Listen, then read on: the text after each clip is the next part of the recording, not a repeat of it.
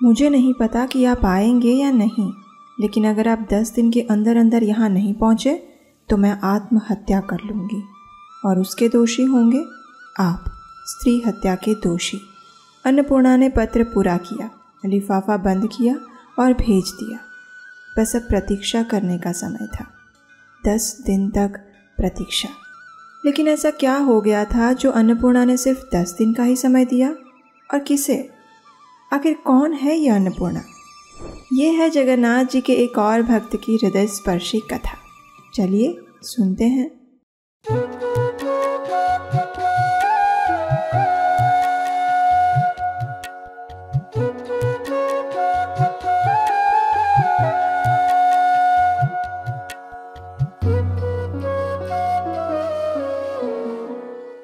हरे कृष्णा। एक भक्त की परिभाषा होती है संपूर्ण शरणागति। इसीलिए तो श्रील भक्ति विनोद ठाकुर अपने भजन में गाते हैं, मानस देहो के हो जो कीछु मोर, अर्पिलो तू आपदे नंद किशोर। मन, शरीर और परिवार जो कुछ भी मेरा है, उन सबको हे नंद किशोर मैं आपके चरण कमलों में समर्पित करता हूँ। ऐसे ही एक निष्ठ भक्त थे रघु आरक्षिता, जिन्होंने अपना सब कुछ अपने प्रिय जगन्नाथ जी के चरणों में अर्पित कर दिया था। लेकिन कौन है ये रघु आरक्षिता?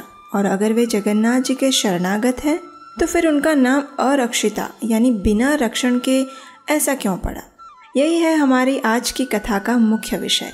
और आज की कथा प्रारंभ करने से पहले अगर आपने अभी तक इस मीठी चाशनी जैसी कथाओं से भरे चैनल को सब्सक्राइब नहीं किया है तो जल्दी से कर लीजिए, ताकि ये मीठी चाशनी की बूंदें आपके मोबाइल स्क्रीन पर टपकती रहे।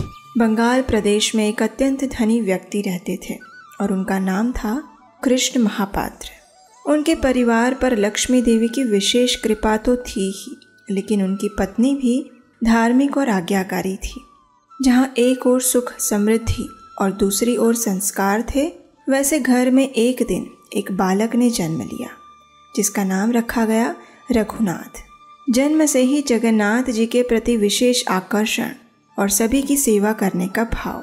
दान देने में तो रघुनाथ दूसरा कर्ण था। जब रघुनाथ 16 वर्ष का हो गया तो माता पिता ने उसके विवाह की तैयारी प्रारंभ कर दी। पास के ही गांव में रहने वाले गंगधार की पुत्री अन्नपूर्णा से उसका विवाह तय हुआ। 7 भाइयों की लाडली इकलौती बहन अन्नपूर्णा अपने नाम के अनुरूप ही अत्यंत शीलवान, धार्मिक और सद्गुणी कन्या थी। दोनों परिवारों ने इस संबंध पर अपनी मोहर लगाई, लेकिन कहते हैं ना कि समय कभी भी एक जैसा नहीं रहता। तो बस कृष्ण महापात्र के जीवन में भी समय का चक्र घूमा। उनका पुत्र रघुनाथ गरीबों को दान देने में इतना उत्साही था कि रघुनाथ ने अपने पिता की पूरी संपत्ति गरीबों को दान में दे दी। इस बात से नाराज उसके धनी पिता ने निर्धन अवस्था में ही अपना शरीर त्याग दिया। रघुनाथ की माता ने भी अपने पति के साथ ही अग्नि की चिता में प्रवेश किया। अब सिर्फ रघुनाथ अकेले ही बच गए थे। उन्होंने सोचा, मेरे इस जीवन का क्या लाभ है? भगवान जगन्नाथ ही सभी के पालक और जगत के नाथ हैं। वे नीलाचल क्षेत्र में निवास करते हैं। अच्छा होगा कि मैं भी वहीं चला जाऊं।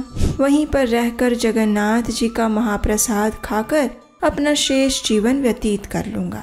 और अगर वहाँ मुझे मृत्यु भी आ गई तो भी अच्छा ही होगा कि मुझे परम गंतव्य प्राप्त होगा। बस ये सोचकर रघुनाथ पहुँच गए जगन्नाथपुरी। वहाँ जाकर उन्होंने जगन्नाथ, बलदेव और सुभद्रा जी के दर्शन किए और इस प्रकार जगन्नाथ जी से प्रार्थना करते हुए कहने लगे, हे दीनबंधु, मेरे माता और पिता दोनों ही मुझे छोड़कर चले गए हैं। अब मैं अरक्षिता हो गया हूँ, जिसके पास कोई भी संरक्षण नहीं है। इसलिए आज से मेरा नाम होगा रघु आरक्षिता। मैं आपके चरण कमलों का आश्रय लेता हूँ प्रभु। अब आप जैसे भी मुझे रखना चाहें वैसे रखिए। अब मैं आपका नित्य दास हूँ। मारो भी राखो भी जो इच्छा तोहार, नित्य दास प्रति तू अधिकार। जनक जननी दयिता तनय प्रभु गुरुपति तुहु सर्वमोय। और इस प्रकार रघु और अक्षिता जगन्नाथपुरी धाम में रहने लगे। अलग अलग स्थानों से उन्हें जो भी मिलता वे उसी में संतुष्ट रहते और जगन्नाथ जी की महिमाओं का गुणगान करते हुए जीवन यापन करने लगे। अब देखिए, इसी बीच एक और अनहोनी घटना घटित हो गई। आपको याद है ना कि रघु और अक्षिता का विवाह पहले ही तय हो चुका था अन्नपूर्णा के साथ। हाँ, तो बस अब हमारी कथा उसी स्थान पर मोड़ लेने जा रही है, तो जरा सावधान हो जाइए। जब अन्नपूर्णा के पिता को पता चला कि रघुनाथ अब निर्धन हो चुके हैं और जगन्नाथपुरी में भिक्षा मांगकर अपना जीवन यापन कर रहे हैं, तो उन्होंने सोचा कि मैं अपनी पुत्री का विवाह ऐसे व्यक्ति से नहीं करा सकता, इसलिए अच्छा होगा कि मैं अपनी पुत्री के लिए कोई और वर ढूंढूं। ये सोचकर अन्नपूर्णा के पिता ने अपनी पुत्री के लिए एक और धनी व्यक्ति बसु महापात्र के पुत्र को चुना। उनके विवाह का दिन तय किया गया, जो कि फाल्गुन मास में था, और सारी तैयारियां प्रारंभ हो गई। अब देखिए, ये बात अन्नपूर्णा को बिल्कुल भी पसंद नहीं आई। उसने सोचा, जब तक मेरे पति जिंदा है तब तक मैं किसी और व्यक्ति से विवाह कैसे कर सकती हूँ। बस ये सोचकर उसने भगवान जगन्नाथ से प्रार्थना करते हुए कहा, हे दीनबंधु, हे जगन्नाथ, आपने बड़े से बड़े भय से गजेंद्र की रक्षा की थी। आपने संकट के समय में द्रौपदी को संरक्षण प्रदान किया था। हे जगबंधु, मेरी सहायता कीजिए। आप अत्यंत दयालु हैं, मुझ दीन पर दया करें प्रभु। कोई ऐसी व्यवस्था करें, कुछ करें ऐसा जिससे कि मैं अपने पति से मिल पाऊँ। हे प्रभु, मुझे इस संकट से बचाइए। तुम्हें तो रक्षक आर पालक अमार, तुम्हारे चरण बिना आशा नहीं आर। निज बल चेष्टा प्रति भरसा छड़िया, तुम्हारा इच्छाय आछी निर्भर करिया। इस प्रकार जगन्नाथ जी से प्रार्थना करके अन्नपूर्णा ने अपने ही गांव में किसी ऐसे व्यक्ति को ढूंढना शुरू किया जो कि पुरी जा रहा है, और जगन्नाथ जी की कृपा से उसे कुछ लोग ऐसे मिल भी गए जो कि कुछ ही दिनों में पुरी जाने के लिए निकलने वाले थे। अन्नपूर्णा ने एक पत्र लिखा, हे स्वामी, मेरे पिता मेरा पुनः विवाह करवाना चाहते हैं। उन्होंने बसु महापात्र के पुत्र के साथ अगले महीने फाल्गुन मास में मेरा विवाह निर्धारित किया है। कृपया आप शीघ्र ही यहाँ आए और मुझे इस संकट से बचाएं। मैं नहीं जानती कि आप यहाँ आएंगे या नहीं, लेकिन अगर मैंने 10 दिन के अंदर यहाँ आपके दर्शन नहीं किए तो मैं अवश्य ही आत्महत्या कर लूँगी, और फिर इस स्त्री हत्या के दोषी होंगे केवल आप। आपकी प्रतीक्षा में, आपकी अन्नपूर्णा। उसने पत्र पूरा किया और जो लोग पुरी जा रहे थे उनके हाथों रघु और अक्षिता को भिजवा दिया, और बस अब वह प्रतीक्षा करने लगी। गांव के लोग लंबी यात्रा करके कुछ दिनों में पुरी पहुंच गए। जगन्नाथ जी के दर्शन करने के बाद उन्होंने रघुनाथ के विषय में पूछताछ की तो एक दिन सिंह द्वार के निकट ही उन्हें रघुनाथ मिल गए। अन्नपूर्णा का पत्र उन्होंने रघुनाथ के हाथों में सौंपा। जब रघु और अक्षिता ने ये पत्र पढ़ा तो वह समझ गए कि उसकी पत्नी कितने बड़े दुख में है, लेकिन वे अब क्या कर सकते थे, क्योंकि पुरी से वापस अन्नपूर्णा के घर तक जाने में 10 दिन से अधिक दिनों का समय लग जाता, और इतना समय रघु के पास कहाँ था। इसलिए वे सीधे गए जगन्नाथ जी के पास। वहाँ जाकर उन्होंने जगन्नाथ जी से प्रार्थना की और कहा कि अब वे ही उसे कोई उपाय बताएं। प्रार्थना करते हुए रघु और अक्षिता को नींद आ गई, और फिर क्या हुआ आप जानते हैं। इस बार फिर से हमारे जगन्नाथ जी आए, लेकिन स्वप्न में नहीं, सच में। अब वे कैसे अपने भक्त को इस प्रकार कष्ट में देख सकते हैं। तो बस उन्होंने एक वेताल को वहाँ बुलाया और आज्ञा देते हुए कहा कि मेरे प्रिय भक्त रघुनाथ को इसी समय तुम उसके ससुराल अपनी पत्नी के पास पहुँचा दो। भगवान की आज्ञा मिलते ही उस वेताल ने एक जादुई चारपाई पर रघु को सुलाया और उड़कर सीधा उसे ले गया कलावतीपुर। जहाँ उसकी पत्नी अन्नपूर्णा अपने पिता के घर में रह रही थी।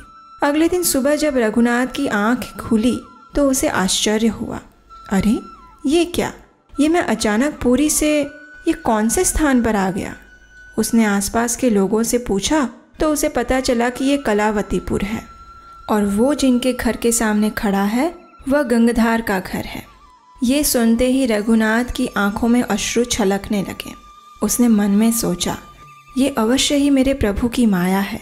उनके सिवा ऐसा अद्वितीय कार्य और कौन कर सकता है। वे सच में मेरे ऊपर अत्यंत कृपालु हैं। जब रघुनाथ ऐसे सोच ही रहे थे कि उतनी ही देर में अन्नपूर्णा के भाइयों ने घर का दरवाज़ा खोला और देखा कि सामने अत्यंत जर्जरित अवस्था में रघुनाथ खड़े हैं। अब देखिए, उन्हें इस प्रकार यहाँ देखकर उन सबको अच्छा तो नहीं लगा, लेकिन अब क्या करें। समाज की शर्म से उन्होंने रघुनाथ को प्रेम पूर्वक अपने घर में अंदर बुलाया और अपने पिता गंगाधर को ये सूचना दी। अन्नपूर्णा भी अपने पति को देखकर अत्यंत प्रसन्न हुई। परिवार के सभी लोगों ने बाह्य रूप से अच्छे से रघुनाथ का अतिथि सत्कार किया, उसे स्नान करवाया, स्वच्छ नए वस्त्र दिए और उसके भोजन की व्यवस्था करने लगे। बाहर से तो सभी लोग प्रसन्न लग रहे थे, लेकिन मन में कोई भी नहीं चाहता था कि उनकी पुत्री अन्नपूर्णा रघुनाथ के साथ चली जाए। इसलिए उन्होंने रघुनाथ को अन्नपूर्णा से दूर करने के लिए एक योजना बनाई। नहीं, योजना नहीं, एक षड्यंत्र, भीषण और घातक षड्यंत्र। आखिर क्या था वो षड्यंत्र, और क्या रघुनाथ अपनी पत्नी अन्नपूर्णा को ले जा पाएंगे या फिर उन्हें खाली हाथ पुरी वापस लौटना पड़ेगा। कहीं ऐसा तो नहीं कि वे कभी भी वापस पुरी पहुंच ही ना पाए। इन सभी प्रश्नों के ऊपर से पर्दा उठेगा इस कथा की अगली कड़ी में। तब तक के लिए अगर आपको ये कथा पसंद आई है तो उसे लाइक कीजिए और अपने परिवार और मित्रों के साथ शेयर कीजिए। अगर आप चाहते हैं कि ऐसी मधुर कथाओं की रसधार सदा बहती रहे और इस शुभ कार्य में यदि आप भी अपना सहयोग देना चाहते हैं तो स्क्रीन पर दिए गए नंबर पर आप हमें अपना आर्थिक योगदान भेज सकते हैं। तो चलिए, इस कथा की आगे की वार्ता हम जारी रखेंगे अगली कड़ी में। तब तक के लिए अगर अभी तक आपने इस चैनल को सब्सक्राइब नहीं किया तो याद से कर लीजिए, ताकि इस कथा का दूसरा भाग भी आपको बिना परेशानी के मिल जाए। हरे कृष्णा।